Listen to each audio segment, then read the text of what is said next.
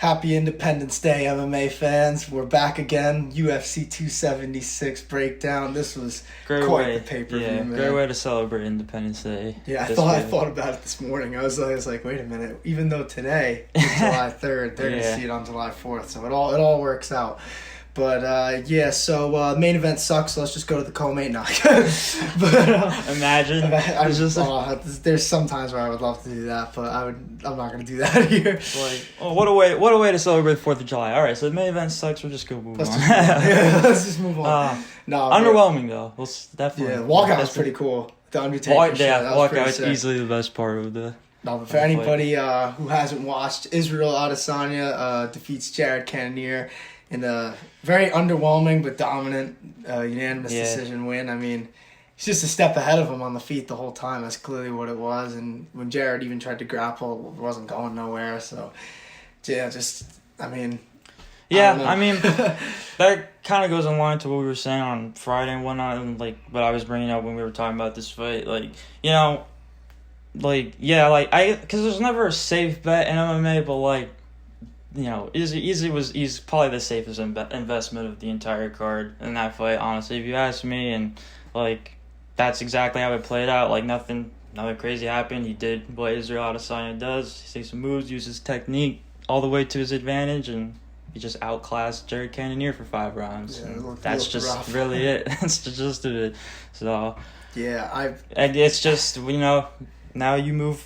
Keep going. Now you move past. Exactly. I wasn't even gonna because obviously we usually go in order, but I figured honestly it'd make more sense to talk about the feature fight rather than the co-main, because it just relates to the main event so much. Because you can't talk about what's next for Izzy without talking about Alex Pereira versus Sean Strickland. I mean, that fight was unbelievable. In what lasted, it was just those two going at it, and then obviously Pereira hit him with that fucking vicious hook and just knocked his ass out. But Izzy even said it, I think, in his press conference. He had Strickland parrying the jab early instead of really getting his hands up, and it was all she wrote pretty much after that. Once he was able to get that hook around his guard, it was over.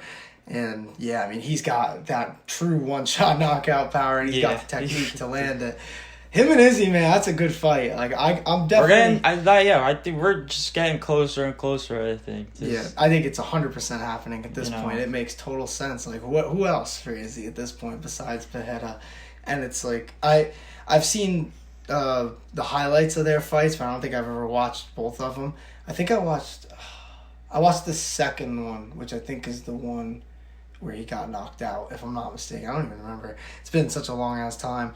I watched it long time ago, when he first became champ, and Pereira was starting. They were you were hearing rumblings that he was getting into MMA, but either way, he looked great. I mean, you put him up against number 4 in the world when he's not even ranked. They're trying to push him, and they think highly of him, and he proved it. I mean, not much else to say about those two. I mean, they both kudos to Strickland too for even taking the fight. Yeah, he's a savage, of course. I mean, he'll fight anyone. He's awesome. But oh my God, you don't get too many strong Stricklands, so you gotta enjoy the one. You gotta enjoy the ones you do get, and he's truly a one of a kind. He really is. So credit to him. But I can't wait to see who he comes back against whenever that may be, because he's still up there. Number 4 losing doesn't mean you're. I wouldn't hope he slid. I wouldn't hope he slid that would drop him. I hope it doesn't go too far down. But either way, Pereira's in the top 5. He's I would say definitely fighting Adesanya next, barring some injury or some crazy shit. But that the middleweight storyline went exactly as the UFC probably wanted it to go. Yeah, I was saying to myself, Dana White probably would have done something crazy if Jared won and Strickland won. What do you even do after that? But besides that though, obviously onto the co-main event.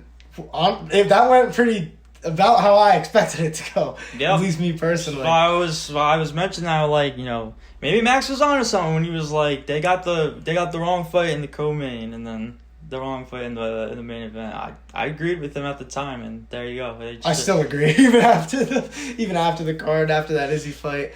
I mean the main event walkout was definitely awesome, but the main event fight not so much. I mean.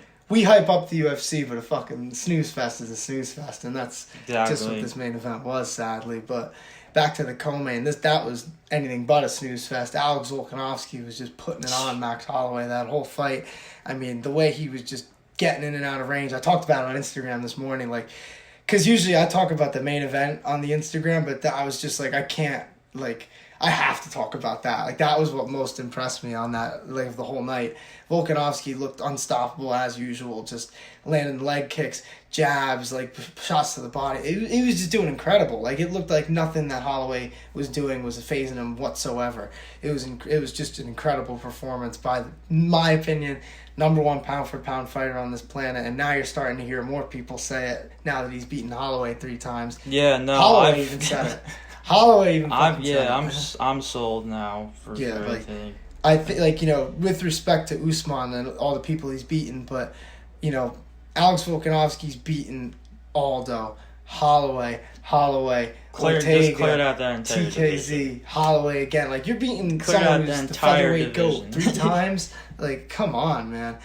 Alex, like, what else does this guy got to do? Like, that's my whole point. Like, and like I said, I'm glad I'm hearing it now, because before, like, I think it was the fact that the Holloway saga was so, like, unsettled. But I think now that he's really just proven it, that he's just, like, a lot better now. You know, who's beating this guy at 145? Like, I don't see anybody. I mean, that's the answer. He's going up now. Like, Yeah, it's time to go get the lightweight belt. So it's so weird, because, like, I wonder. I mean, you gotta wonder who Oliveira is gonna fight, because he's been calling out McGregor, which is that's crazy. Like we've always said, back in the Nick Lentz days, we were when Charles Oliveira was fighting Nick Lentz, we were just joking about him fighting Conor. Then we figured it might happen someday, but oh my god, like, now it is gonna happen. Oh my god. Dana White is probably sitting there. Charles. Like, cha-ching. I think Duke Brooks knows, like, it's just as maybe not just. I guess sure, like, just as much a payday as Connor's getting, and, like, he's probably gonna destroy him. Yeah, one. He's probably gonna hurt Connor pretty badly. Yeah, no, that's a bad fight for Conor McGregor. On the feet, on the ground, doesn't make it. He might drop him, but he goes on top of him. He's getting submitted. Yeah. He gets taken down by Charles Oliveira. He's getting submitted. He gets dropped by Charles Oliveira. Forget it. But yeah, I mean, there's a whole lot for Volkanovski, I guess, at 155. There's definitely still people at 145, but it's like, at this point, you don't really even feel like they have a chance. Like, you know, Yair Rodriguez is up there still. Bryce Mitchell and Arnold Allen are on, like, the outside just looking in. But I don't know. Mean, who else. Maybe even Josh the Emmett. thing Can't is, forget like, Josh Emmett. unless Volk just straight up vacates the belt or something, like, he has to defend it against somebody. Yeah, it's just... Because, like, that's why I feel like we don't know exactly what's going to happen. Well, yeah, and that's why, like, it's, you know, I guess it's a good thing that, you know, he's going up a weight class, so that, you know, in the meantime, while he's training, I don't think he could make 135. That guy's a big dude. Like, he may be 5'6", but he's like a thick guy. Yeah, like, man. People who don't know, like, Alex Volkanovski, he played rugby before he was in the UFC. He was 214 pounds walking around, and now he fights at 145. Like, isn't that something fucking unbelievable? Like, he's truly an athlete. I'm a big Volkanovski fan. Like, I've become a Volkanovski fan throughout his title reign. Like, I've just started to like him more and more. And, like I said, I don't see anybody at 145 right now who's able to beat him. Yeah, man. God, that was truly an amazing. And he said he wants to stay he wants to stay in there. So, like, yeah, I respect the way he's the champ too. Like, he says, I want the guys who are going to be active and keep fighting. Like, he respects that of others too. Yep. Like, he keeps it real, which I like. I like that about him. Yeah. So, like, you know, once the top of lightweight gets settled and, like, all that dust settles and all that, what needs to happen with the belt, like, you know, I hope it's not too long for we see that, you know, that fight for Volk at 155. I think it'll happen within the next year. Maybe not next, but I think it'll happen, like, within the next year for sure. It makes sense, because obviously at 155, they, like we were just saying, they have the whole title situation to iron out, and it's not like there's not like a lack of contenders at 145. It's more just, do you think this guy can win? And a lot of the time, the answer is going to be no in the case of Volkanovski. So, yeah, like I said, I don't really have much else to say besides that. I guess the Stranger Things fans out there like the Holloway's walkout. but running up that hill. But that's about it. That's about it. But another fight that we were both excited for was Robbie Lawler and Brian Barberena, and that one lived up to the hype, bro. Jesus Christ. You saw Friday's show, like, you saw how much, like, we got probably the biggest disagreement we've, like, ever gotten to about a fight, doing this show. And then just at first... It must suck to be wrong. Must suck to be wrong, right? I wouldn't know. It was looking really good for Robbie at first. Yeah, first. Then Brian Barberena's just, man, he's got a good ass chin, bro. I told you, he ain't gonna get starched thing. like that. That was unbelievable. I don't want to say his chin carried him, but honestly, his chin might have carried him. Robbie looked exhausted to come around. Man. You're giving him a guy the shots that Robbie Lawler was giving to Brian. Yeah, well, I think it's that plus the fact the guy's 40 years old at this point. Like it's not a very good blend. So unbelievable performance, honestly, though, by both guys. It was fun. I just love, man, those OG kinds of fights where they're just two guys that essentially don't have a whole lot to lose at their point in their careers. They just go. It's just all about putting a show on for the crowd. I love it, and they did exactly that. Did it? I don't know if it won fight of the night or anything. Did you see who won the? I did not actually. Let's see, that's a very good question. Look it up right now. Alex Pereira got one. That makes sense. Start a guy like Sean Strickland. Who else? Julia Storolenko. We'll talk about that. I think I might have just said that dead wrong. Stoliarenko. I was like going past. I was like, I did not say that right, did I? Jalen Turner. Yep, they won fight of the night. That's good. They deserve that one. Yeah, seriously. Actually, another one that deserved that one, which we'll get into, was the Tavares Duplessis fight. But we'll get to that.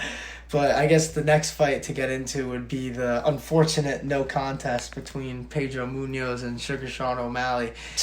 And I don't know where to start with this one, because I have, I don't want to, be the guy, because I'm not the only person saying this. I've definitely seen a bunch of people accusing Pedro Munoz of some shit, but I don't know, man. That eye poke in that moment of the fight, leading to what it led to, that was a little odd, to say the least. What do you think of that whole situation? I thought the same thing too. And then Pedro Munoz was pretty much looking for and then right after he said something, they called it off. It was that was bizarre. All I see is black. Man, shit, bro, your eyes are closed. No. Seriously, what? No, I'm not even saying that he didn't get eye poked legit, but I don't know. Because I'm definitely biased. I can't say I'm not biased in this situation, because I'm a big Sean O'Malley fan. I thought he was looking really good in that fight. Yeah, which is why I kind of bring up how, not to say that's how I completely perceived it, and everything's changed how I feel about Pedro Munoz, but it's kind of how it seemed when he said that. He was reaching for the DQ. Exactly, almost. He was. He seemingly was, and then he got it. But it's and the only reason why I would even think that, I can't even decide if I want to think that, because I have so much respect for Pedro Munoz. It's almost blasphemous to me, but it's just so odd, because it's right when the tide was really turning towards O'Malley. That just happened. But then again, it's not like he hasn't lost fights before.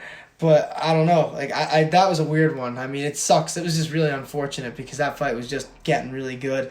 In round one, Munoz had success at first, but O'Malley was checking those leg kicks. He didn't land one shot on O'Malley's head. I don't know if you realize that. He didn't land one punch. But O'Malley, he looked good. He was checking the leg kicks. He was giving them right back, and he looked very fast in there, just like we kind of anticipated. But eye poke's going to happen in MMA. I mean, sometimes it happens in big fights, and in this case, that's just what happened. I mean, Jason Herzog, too, the referee was, I could tell he was, trying to, get Pedro, back, ready to, obviously, Sean O'Malley's ready to go back at it again, all right, Pedro, get the time you need, and then let's keep this going, but... I did think immediately, though, in my head, I was like, fuck, this is going to be good for his fucking brand, because he could still say still undefeated. It's just so, isn't it weird that the only two fights in his career that aren't wins are just the most, bizarre endings? What the fuck is with that? I'm not one of those people who doesn't, count the Cheeto loss, but that was fucking bizarre. It's pretty fascinating, honestly. Yeah, he's had some career, man. Fuck. Like, no, Can't no wait. contest? I can't wait to keep following the career of Sean O'Malley. Do you run this back? I mean, you kind of. I feel like you have to. I don't. Who else? Like, you can't say like I get like. above him. Yeah, that easily be the. It's more like how UFC brass like views like how that fight like for all the entirety of that last night's fight went, and like they want to give Sean, if they just want to like say fuck it and just put Sean O'Malley like up there, and I don't know, but that's easily the most logical answer. That's all I could say. Because like it didn't go far enough for you to really get like an accurate gauge of how it was going to end up, because there was still like. That fight was very, like, technical. That's what I liked about it. And then, like, you just hate to see shit like that, because it just leaves you with, like, nothing. Like, you're like, oh, fuck. It really does leave you with... I'm like, yeah. Especially with a guy like O'Malley, like, where everybody's just waiting for him to prove that he can fucking beat one of these guys. Every time it seems like he goes up against one of them, some weird shit like this happens. But, it is what it is. It's like a Leon Edwards kind of case, but a little different. Yeah, a little lower in the totem pole for now, but... it is what it is, I guess. But shitty start to the main card, but the rest of it was all right. But the prelims, honestly, I think took the cake for the best part of the whole fight card, which you really never see nowadays. But I don't know. I don't even know where I want to start. I guess we could probably start with Julia Stoliarenko, since I fucking butchered her name before. And That's obviously fair. It was the start of the night. She fucking... That was scary with what she did to Jessica. Yeah, I thought Rose Clark's arm was snapped out of place. Yeah, anybody who knows me knows that blood doesn't really faze me in the UFC, like knockouts and stuff, not really. But those broken arms and shit like that, when they're turned in the wrong direction, that's shit I can't watch. That's fucked up. And I'm a big Jessie Jess fan. Like, she's awesome. But to see her arm facing this way, yep, that was a little rough. I can attest to something like that. It's not. It's oh my bad. God! I remember. It's terrible. That. It's awful. Is it too traumatic for you to tell that insane story? It's just, I completely forgot about that until it was a middle school football game. I was playing running back, had the ball, coming down the sideline. Kid behind me brings me down. My ball carrying hand is placed this way. I get brought down, land on it, and I remember your arm looked like a fucking Z. It was like that's all I was hearing for the next month. Week. that was a rough injury, but fuck. Yeah. So don't go fighting Stoliarenko then. She might fuck you up. I have empathy for Jessica Rose Clark. Hopefully she recovers well. But she's gonna need a little bit, but one hell of a performance. Yeah, honestly. Then another women's fight right after that with Macy Barber and Jessica Ai. That was a good fight.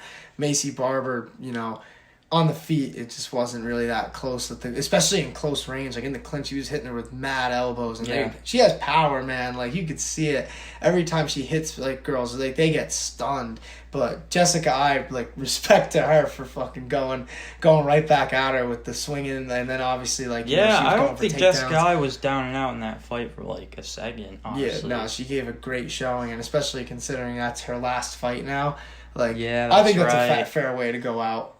You look good. You didn't look finished. You know what I mean? There's some two retirements on this prelim too. Yeah, I know, and it's a lot different than Cowboys. That's for sure. But because Cowboy, at this point he kind of looks like he's just really done with it. But Jessica Ai, it's cool for her to go out on a good performance at the very least. Yeah. She didn't go out someone who looked like she was done. But Cowboy, they gave him Jim Miller. Fair matchmaking. Somebody he's already knocked out. That was a fantastic Cowboy knockout. The first fight, obviously, but the speed looked similar in there. Cowboy definitely looked better than he had in his last few fights, in my opinion, at least. But Jim Miller, like we said in the sportsbook, he's been fighting nothing but young killers, and he's got the cardio to hold up with Cowboy, and it just looked like. Once it was that weird moment, because he kind of kicked Cowboy in the body, and Cowboy got him in the head, but he slipped.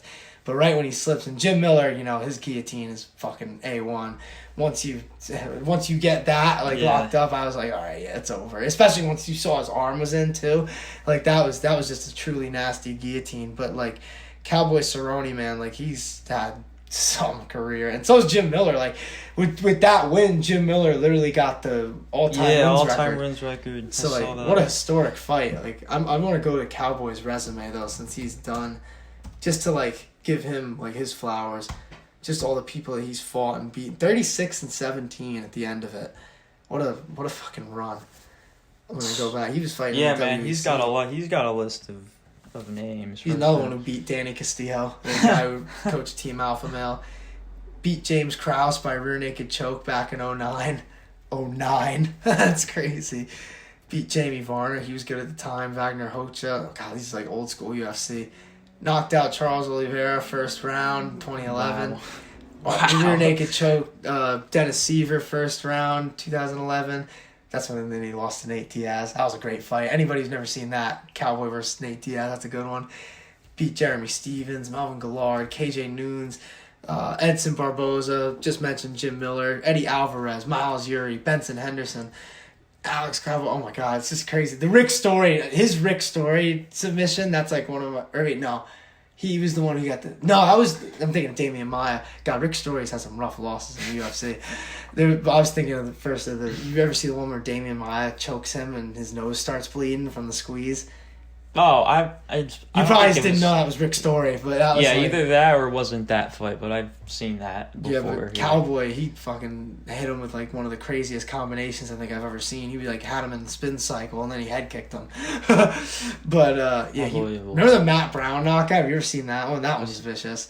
But yeah, and after that, it seemed like it really kind of went downhill. Lost to Masvidal, lost to Lawler. Cowboy's got an awesome career highlight compilation, everywhere. Dude. Like, God, he's fought. I remember that Iaquinta fight. That was like really the last fight where he looked like himself.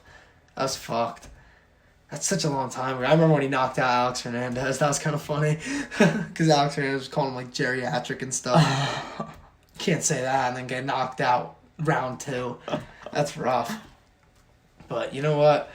Salute to Cowboy Cerrone. Great career, man. That's just a name that will always like ring positively, I guess, in MMA like fan bases. You always got to give Cowboy the credit he deserves. You know, you never, like I said, MMA, you're never going to see a guy go out the way he deserves to go out. You know, Cowboy took some losses in the end, but nonetheless, still a great career. But, God, where do you even go from there? There's so many fights that I could talk about. I mean, Andre Muniz just put it on Uriah Hall on the ground. That was just a jiu-jitsu clinic. Wow. Yep. In that fight. You know, sucks for Uriah Hall. But, you know what fight we actually got to talk about? Because I mentioned it earlier. Brad Tavares and Dricus Duplessis.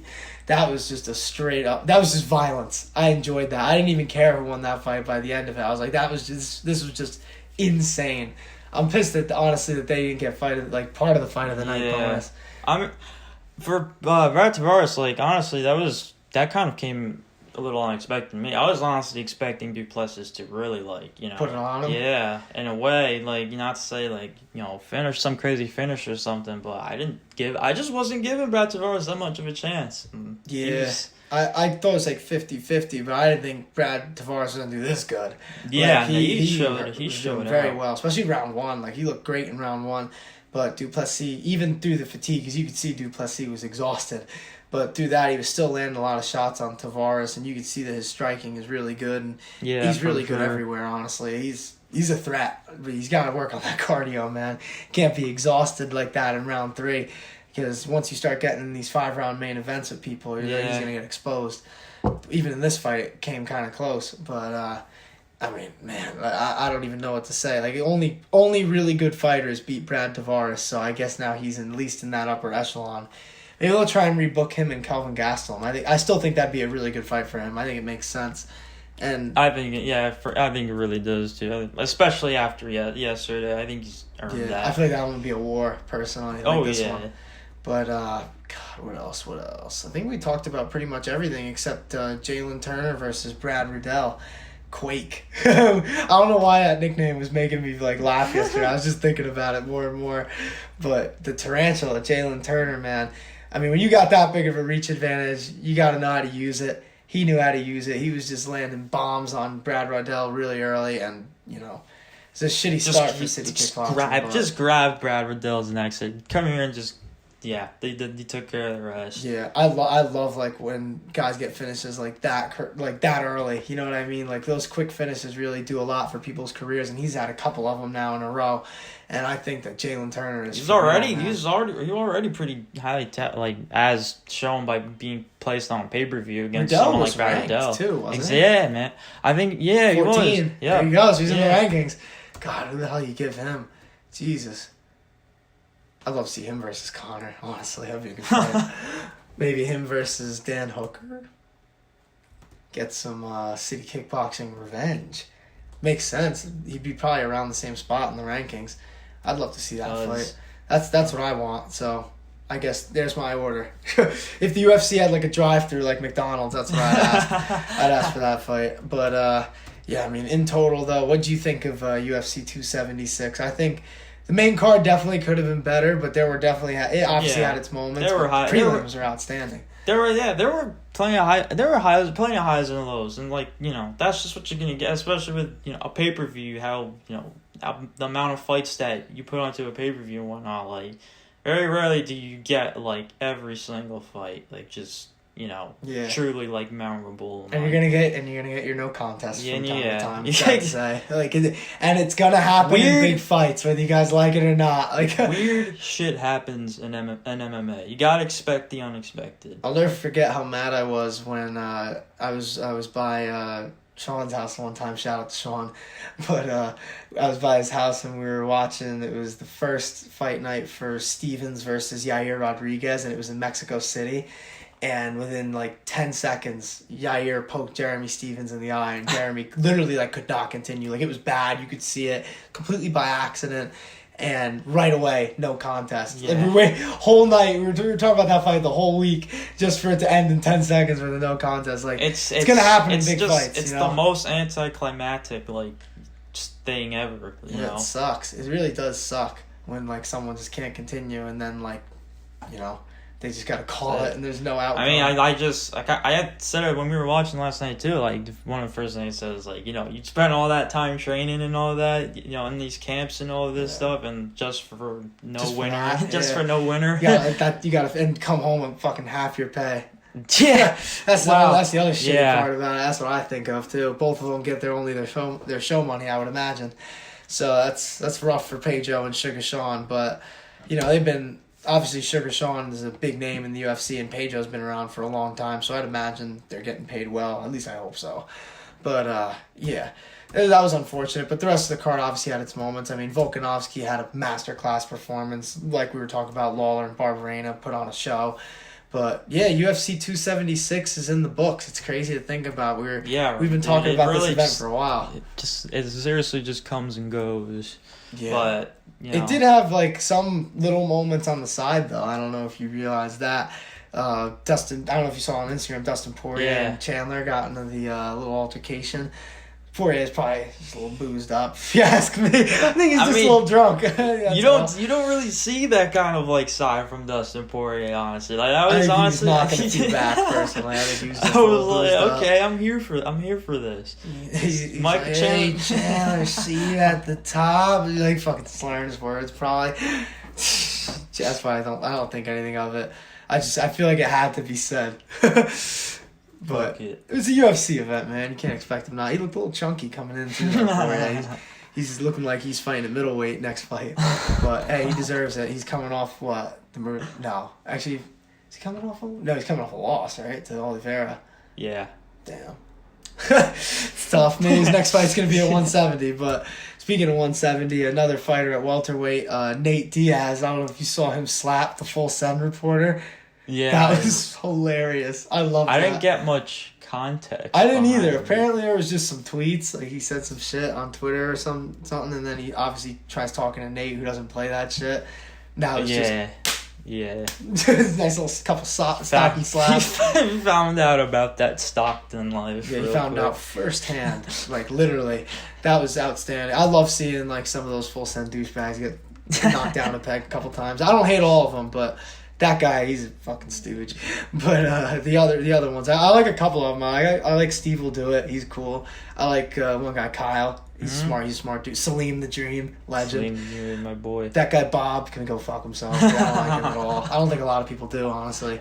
But people just find Bob annoying. Well, it's pretty annoying. Because he is. Yeah. They don't just find him annoying.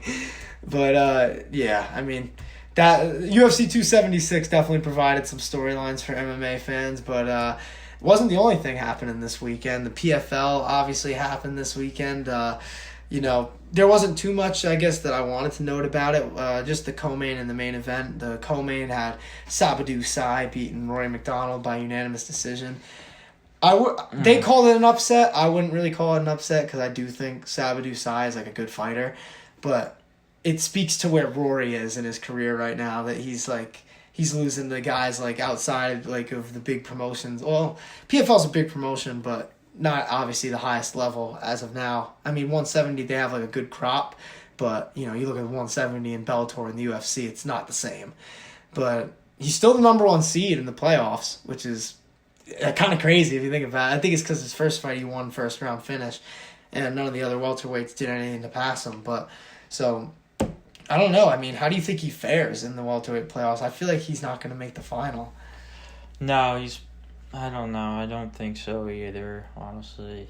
Isn't it wild that, like, in the past weekend, watching Robbie Lawler and Rory McDonald, like, they're both, like, kind of further along in their careers now. Like, that fight between them two at UFC 189. I talk about that fight all day. Yeah, it's, like, we've talked about it on here at nauseum, I feel like, but it's just always worth bringing up. Like, these guys are both on the back end. Like, that fight truly, I think, changed those two. No, you're not. Yeah, you were not. I was telling our friend Pat last night. Like, you simply will never be the same after a battle like that, a war like that. And you hear like Big John, like I don't know if you guys, obviously the newer fans, they might not know Big John McCarthy, but he basically wrote the whole rule book, one of the OG refs in MMA, but he reffed that fight, and I remember he talked about Rory McDonald, and like his nose was broken so bad that he was like breathing through his mouth, and he was swallowing the blood, and it was going in his lungs, so he couldn't breathe. Like, that's why he was trying to, because anybody who's like watched Rory McDonald fight knows that he's very measured and he doesn't like go crazy going for a finish. You could see it in the fight. He was going for that finish. He needed it that time, and he's talked about it too. I remember he said after round 4, he said it literally felt like he had cinder blocks on his shoes or on his feet, and I think he said every time he got punched in his nose, he said all he saw was white.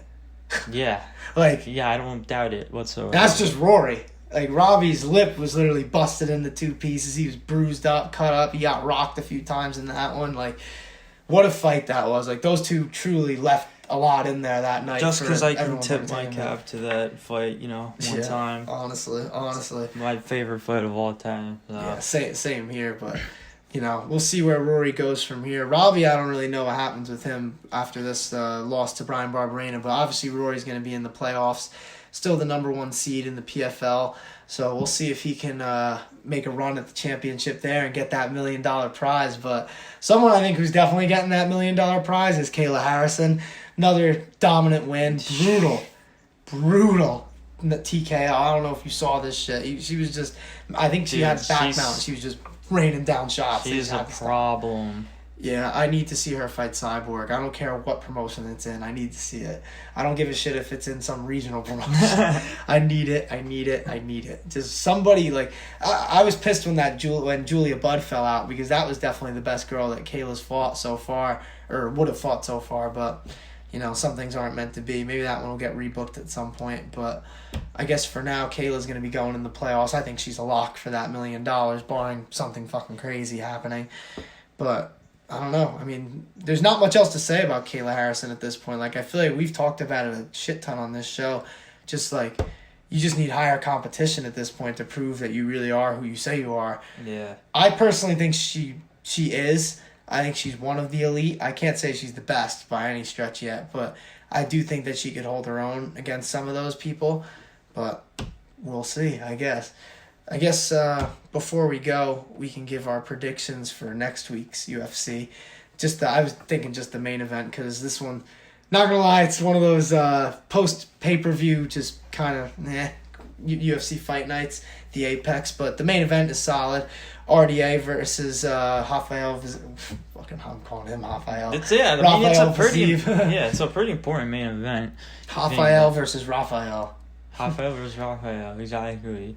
And sorry, Rafael, I should say, actually has. I think we should probably make it clear who we're talking about. We probably shouldn't just say Rafael and Rafael. I'll probably confuse people. Fiziev, I believe, I think is the one with more to lose in this fight. Really? I feel the opposite way. I feel like 'cause RDA right now, he's worked his way back to the top. So if he loses, where does he go from here? Because he's already been struggling to get one of these top fights, and he still is. Fiziev is ranked under him. For me, it's just I don't think Fiziev should lose this fight. I think it's clear. I think he has the striking advantage over RDA, and it's if Rafael Fiziev gives RDA that opening for a takedown and because Rafael Fiziev is also very good at stuffing takedowns and. This is RDA we're talking about, bro. It's a different breed. People don't give him the credit he fucking deserves, and sometimes it makes me sick because this guy's you wouldn't even think he's a former champion by the way people talk about him sometimes. And he even when he went up to welterweight, his resume is actually ridiculous. You would it's actually UFC 4 my career, the names he's fought. That's true. It's even at welterweight he got to the interim title fighting Colby, and that fight was a good fight. Colby didn't dominate him by any stretch. But honestly, besides Usman, that was probably the best anyone looked against Colby. It's truly incredible. RDA is a great fighter. No ways around that. I think he personally is gonna put on a show in this one, like he did against Moicano. They're both gonna be in there to put on a show. I really like the fight actually, but for me it's just. I think Fizzy really does have a scope on that lightweight belt, and I think here this is a fight that easily thrusts him into that upper echelon, and I do think it's one he should win as well. To be honest, RDA is the underdog though too. I think that's I think that's a good bet because he's how you were saying that 1 week. Yeah. Just because you know me, I'm not fucking good with the betting lingo. It's hedging the bet, right? Hedging the bet. Yeah. In this case, he's not much of an underdog right now. He's a plus 195, and then Fiziev is minus 230. But yeah, I like I said, I like RDA in this one. I think he's gonna be able to get him to the ground and hold him there and do a lot of damage. Because you saw, dude, that fight with Moicano, that was getting scary after a minute. I feel like that fight kind of went under the radar because I think on that card, I think perhaps maybe I could me personally and whatever other touts and fans and whatnot that might think the same way. That could be overblowing the takedown defense of Fiziev, because RDA, you just said, RDA is just so skilled with it, and that's really it. Maybe he does put just completely really does put on a show and shock everybody and just an absolute show on the feet. But I think of it as styles make fights, and I think of all the guys that Dos Anjos has fought that fight like Fiziev, like Cowboy, Paul Felder. That's where the experience comes into play. Yeah, it's I think he's seen great fucking kickboxers before. He's beaten great kickboxers. That's a really good point, man. Beat Anthony Pettis back in his day, back when he was in his prime. That's another one, too. And he hasn't gotten worse. Exactly. He hasn't. And mentally ill, because he's one of the smartest fighters I've ever seen as well. I'm trying to change your mind here, mentally. I'm doing the Jedi mind trick here. This card's honestly not that bad, since how we do the structure now and whatnot for fight nights, we're recording this literally the day on Sunday, so this card is the card's a week away, so things could tend to change or whatnot perhaps throughout the week, but yeah. Things could even change the day before. Even when we would do it on Fridays sometimes, it'd be funny because, we would do our pod, we'd be done recording it, and then right after we'd go on our phones oh, this guy missed weight. And clearly struggle. Oh, fuck. things happen every Funny day. things, exactly. And it's even like, you know, the more and more you look into a fight, like, you can just be swayed that way. So Yeah, especially the more tape you watch and shit, and then Exactly. you really get an intimate view at, like, watching, like, some of these fighters. Like, on Fridays, especially, like, when we do the ones for the pay-per-views, like, I definitely probably have a better grasp on those just because of, like, you have more time to research. Yep. But I like, honestly though, it is kind of cool though, just trying to think of it right off the bat, because it really makes you like go with your gut, because like that's a true gut check. Yeah, and my gut's telling me Rafael Fiziev shouldn't lose this fight. My gut is telling me that Rafael dos Anjos is not going to lose this fight. So hey, we're gonna. But find what I mean by shouldn't lose this fight, like, you know, I mean by any means necessary. Like, if RDA just put, like, in that case, like, I'm hoping for, you know, just an all-out war. Like, another thing about RDA, only knockout I think he's ever suffered was ages ago against Jeremy Stevens at 155, and this was like before he was even champ. Yeah, that's how long ago this shit was. So just keep that in mind. Like, nobody has really been able to rock that chin for a minute. But there's a couple other good fights on this card, like Michael Johnson, Jamie Malarkey, Ricky Tercios, tough 29 winner. Love that Shout guy. out Ricky He's awesome. Tercios. Big fan of Ricky Tercios. Trayshawn Gore's fighting on this card, another tough 29 guy. Cynthia Calvillo versus Nina Nunes. But yeah, I mean, there's a few other good fights on there, but I'll leave it, I guess, for next time. But yeah, I mean, you know, it's not what the pay-per-view was, of course. You know, not every card is going to be as good as International Fight Week, right? Yeah. But nonetheless, it's still going to be fun to watch. This is a great main event, honestly. A great up-and-coming guy, like you were just saying, against Rafael dos Anjos, who's, in my opinion, UFC Hall of Famer, one of the best fighters at 155 and 170 in that range. You know, underrated savage in those divisions. Yeah, tell me about it, man. Yeah, I mean, I guess later this week I'll come out with Talking Tough, and then we'll be back next week talking about this upcoming card. So we'll see you then.